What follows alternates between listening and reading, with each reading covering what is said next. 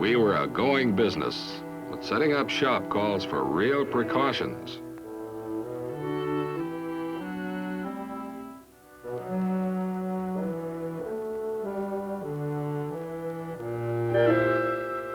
Maybe the tenants who moved out don't like you.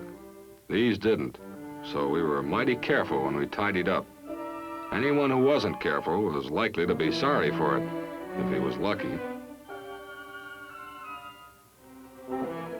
Just to keep from going soft, the engineers were taking time out from work to fight, and from fighting to work. The stuff that began to move over their roads made them the prettiest sight this side of US 1. Back of the beaches, a lot of equipment had to be written off. The Germans weren't letting anybody forget that they had firepower up in their hilltops.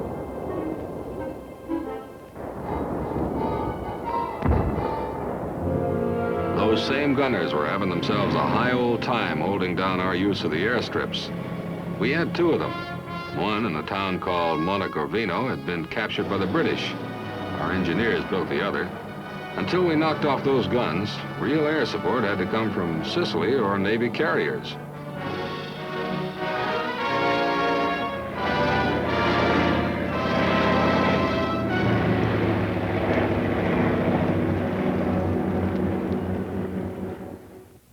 But worse, those guns were costing us men.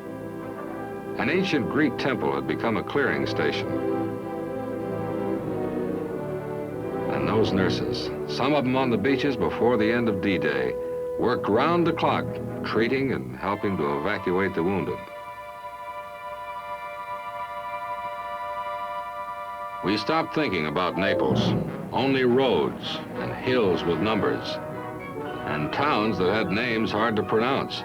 Battipaglia was one of the toughest to take too. But we had to, because it was a railroad junction and straddled the two best highways in the area.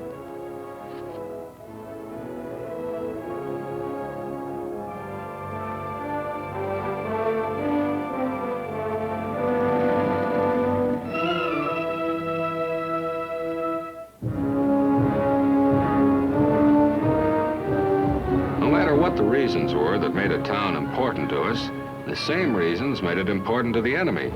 And so those towns kept changing managements. We'd go in, get pushed out, and then have to go in all over again. And of course, worst were the ones up in the foothills. Up in the mountains with units circling backward and forward, you never knew who you'd meet up with. Sometimes it might be friends. A patrol could be a few yards away from an enemy hilltop, as the crow flies, and not being a crow, still be miles away.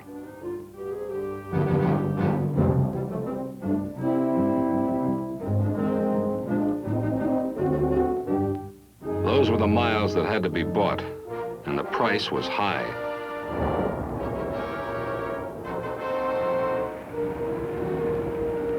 It was gonna go higher, for now the Nazis were readying an all-out counterattack. From the north, he rushed his best divisions, seasoned grenadier panzers, the veteran Hermann Goering division. He'd smash us, hurl us back into the sea.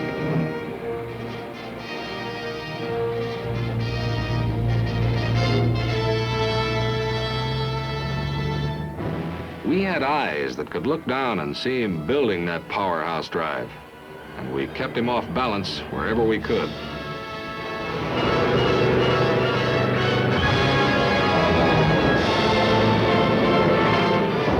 The Nazi kept on plowing up our two airstrips and tried to pull down our carrier-based air power wherever it was flown in.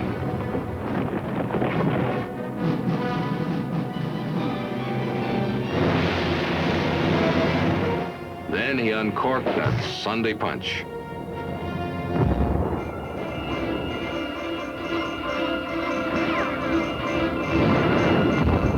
He threw in everything, and everything still included guns hammering down on us from above.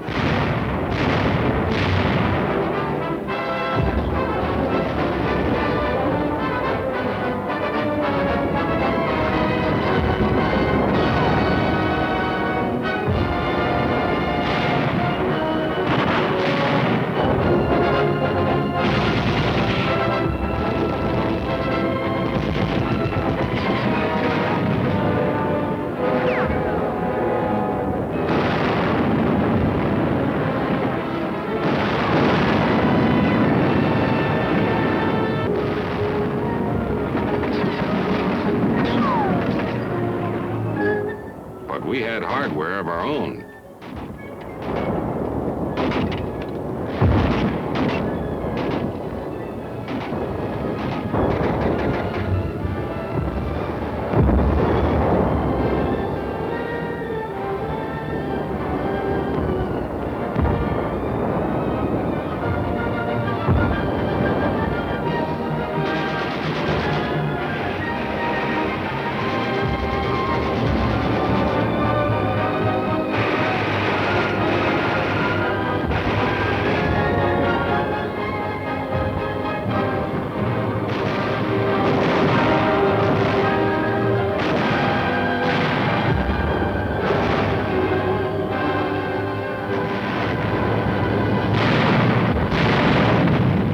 Blocked that Sunday punch and let go a few of our own.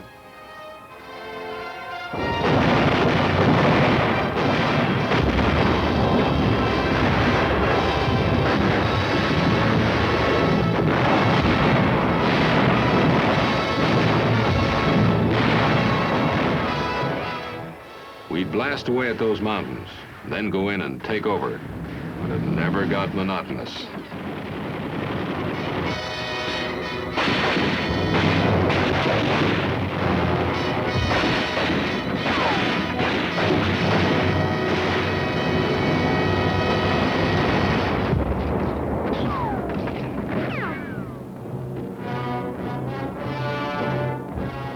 The enemy's punch began losing its steam, but he was in there slugging, and every foot of ground was costing us manpower.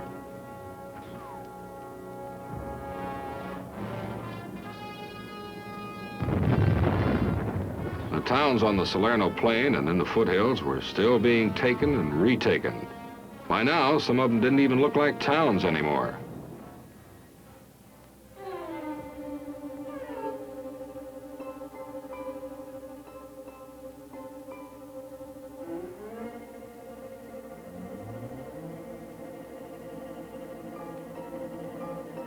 We were learning a lot about the enemy. We'd move into a town to find he'd left units behind to whittle us down and pave the way for his next try to take it back again.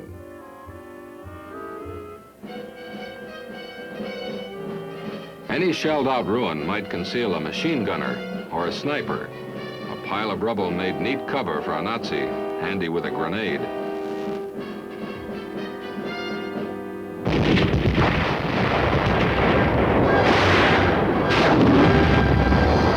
By now, we knew the counterattack had failed. Hitler had lost his chance to sweep us out of Italy.